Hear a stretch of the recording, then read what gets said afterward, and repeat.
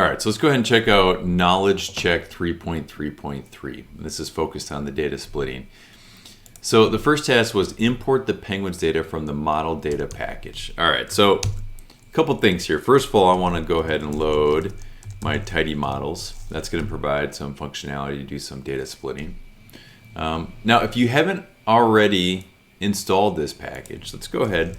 We're going to have to do install packages, and it's model data. And model data is just I already have it on mine. That's why this is popping up. I'll go ahead and still install it. But model data is a package that just provides a whole bunch of different data sets that are useful to do basically supervised learning type of activities, or I guess machine learning, supervised learning and unsupervised learning.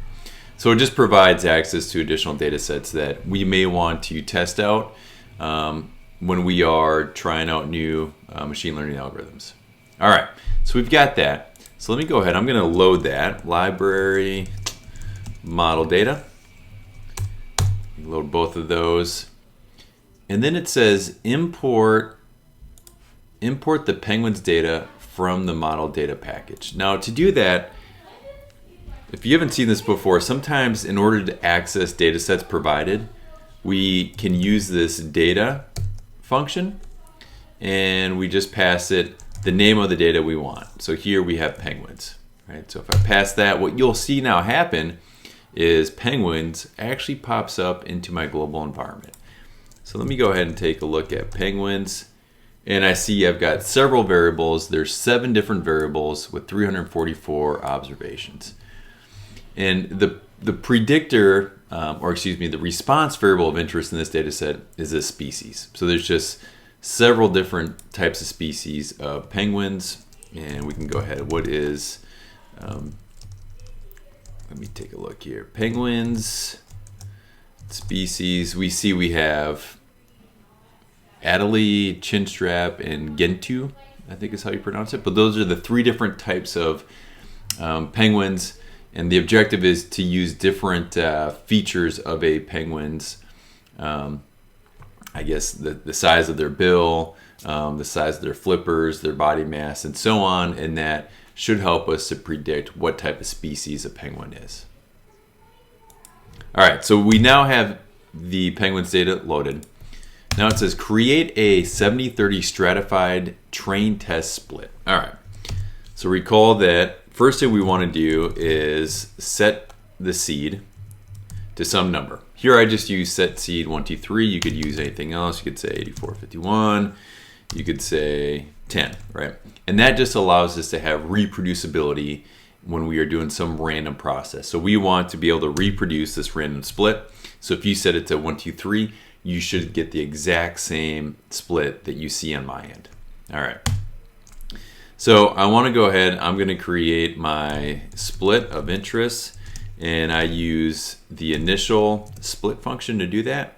We pass it the penguins data, and then I tell it the proportion of the split. Now the default proportion here, you can see this in the pop-up, is 3/4.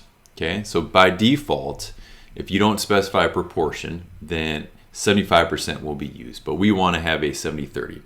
So I'm going to go ahead and put in 70. And then it says we want to do a stratified split.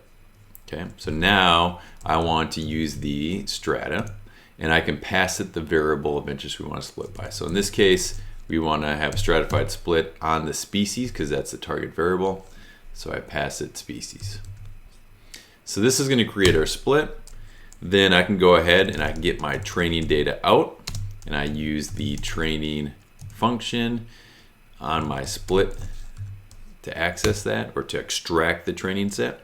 And I can get my tests, and I use the testing function on my split, and that will extract the test. And if I run these now, you can see we now have our test set and our training. So let me look at my training data. It's train. There's my train data, and my test data is right there. All right.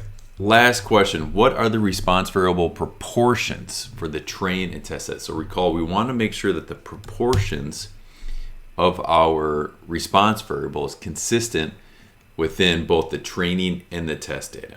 Okay, that's going to allow us to have a more accurate idea of the performance of our model down the road. All right, so to do this, I can go ahead and I can do table, and I can pass it my train, and I want species. Now table is just going to give me the number of observations for each of these different levels of my response variable, but then I can go ahead and pass that into prop table, and that's going to give me the proportions. So we can see we have about 44% of our observations are Adelie, about 20% are chin strap, and about 36% are Gentoo. And I can take this exact same code, and instead of the train, I want to look at the test.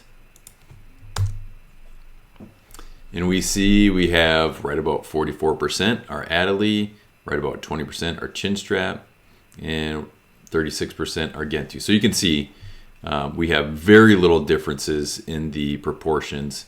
These are definitely close enough to be considered pretty much the same distribution in both our train and our test data.